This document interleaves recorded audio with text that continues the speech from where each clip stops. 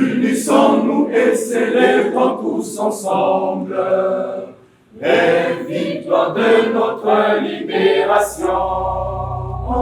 Engageons-nous et levons-nous tous comme un seul homme pour défendre notre liberté et l'unité. Il y a 4 mois, en octobre dernier, nous nous étions réunis ici à Bangui dans le cadre du lancement officiel des travaux d'élaboration de la stratégie nationale de mise en œuvre de la ZLECAf en RCA, au cours duquel les objectifs, la méthodologie et l'agenda de la dite stratégie avaient été présentés aux membres du comité national de suivi de la mise en œuvre de la ZLECAf.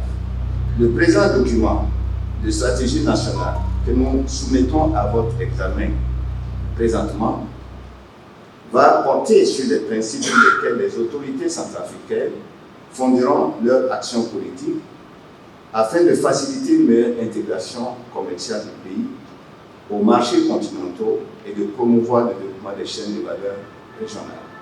L'atelier de validation du document de stratégie nationale de mise en œuvre de l'accord de la zone d'échange continental africain va permettre d'aborder une étape opérationnelle essentielle liée aux engagements de la puissance africaine en faveur du processus sous-régional et régional d'intégration.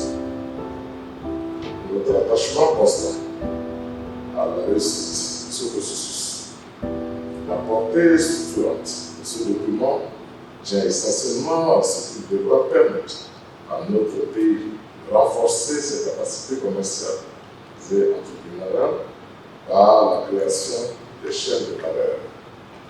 Je dois préciser que son envergure exige d'obtenir une feuille de route en matière d'industrialisation, comme voulu par les chefs d'État et de gouvernement lors de la 17e session de la conférence des chefs d'État et de gouvernement tenue à Niamey du 25 au 26 novembre 2022.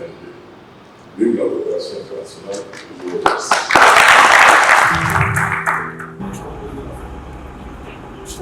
Ceci a été proposé, nous pensons ici, c'est pour telle raison. Comme ça, on ne réduit pas tout le document, on s'est focalisé sur les amendements de fond que vous avez apportés pour soumettre ça à l'appréciation des autres parties. L'accord de zone de libre-échange continentale africaine vient concrétiser une rêve des pères fondateurs, notamment de l'Organisation de l'Unité africaine dans les années 60, qui ont toujours pensé que l'unification du continent, notamment sur le plan économique, était un préalable à son développement économique intégral.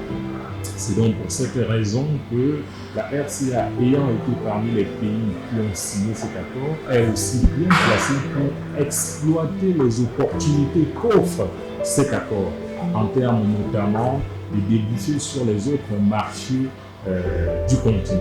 Parce qu'il est démontré que la stimulation des activités commerciales permet de stabiliser les pays qui connaissent des conflits. Si cela n'est pas fait, la RCA va tout simplement recevoir les produits venant des autres pays, mais ne va pas elle-même pouvoir exploiter les opportunités pour stimuler son développement économique. Donc c'est un outil de pilotage très important. Le groupe 1, qui s'est focalisé sur l'axe 1 et 2, a fait des amendements.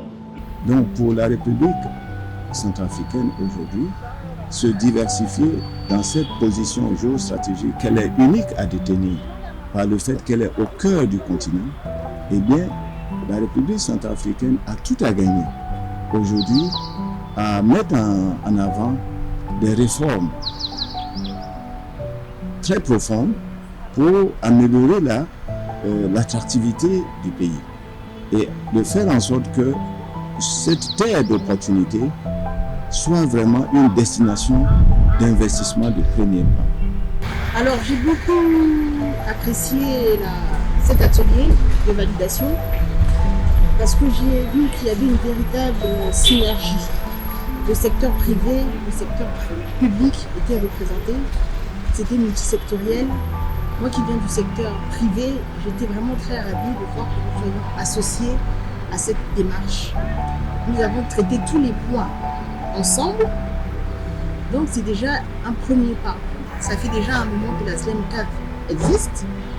Aujourd'hui, nous sommes en phase de stratégie, c'est-à-dire que nous sommes en train de mettre le pied à l'étrier pour mener à bien et de façon optimale cette démarche de SLEMCAF qui est une démarche continentale pour le continent africain et c'est une très bonne chose. Donc ça a été une approche participative de manière à ce que les Centrafricains du sommet à la base s'approprient ces documents et sachent qu'ils sont tous des acteurs de la mise en œuvre de la zone de libre-échange continentale africaine.